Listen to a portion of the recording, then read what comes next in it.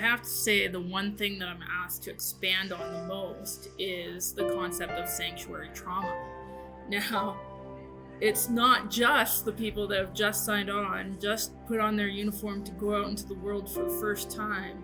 No, I've had managers, supervisors, veterans that have put in their time and they still have never heard about it.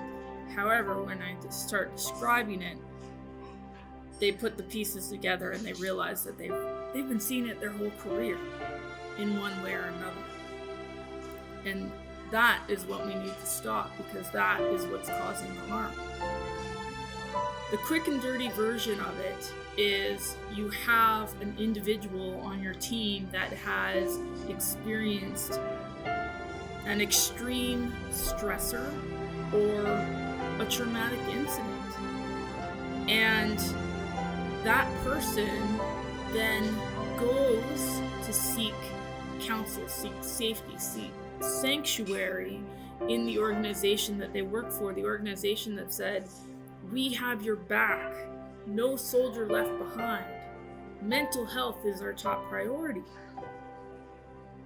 But when they go, they're only met with more trauma. The safety net that they were expecting to catch them, to keep them safe, to protect them when they're at their most vulnerable, it's taken away. And they find themselves falling farther and farther down. When I'm hearing people describe this feeling, and they don't have this term to tie to it, they describe it as being betrayed. That the people that they relied on were the ones that hurt them the most. It wasn't the initial trauma, it wasn't the initial stressor. It was the response when they went back to the office. This is something so simple that we can change, and yet we're not.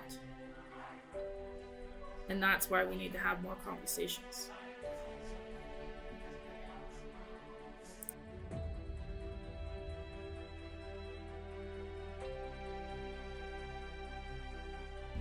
As a veteran and retired police officer, I know firsthand the consequences that can come from the amount of trauma and bad situations that we see on a regular basis. From the moment we go to training through to our graduation and then on to our greater mission, we're welcomed into our respective family. Regardless of the uniform, it's a common thing that we hear. Welcome to the law enforcement family. Welcome to the military family, fire, EMS, and so on. Working with our military and first responders across Canada, unfortunately, we're finding that family doesn't always stand up when our courageous men and women need them the most. Many we've worked with shared that it's the secondary sanctuary trauma that's either led to them being off work to begin with or hinders their return.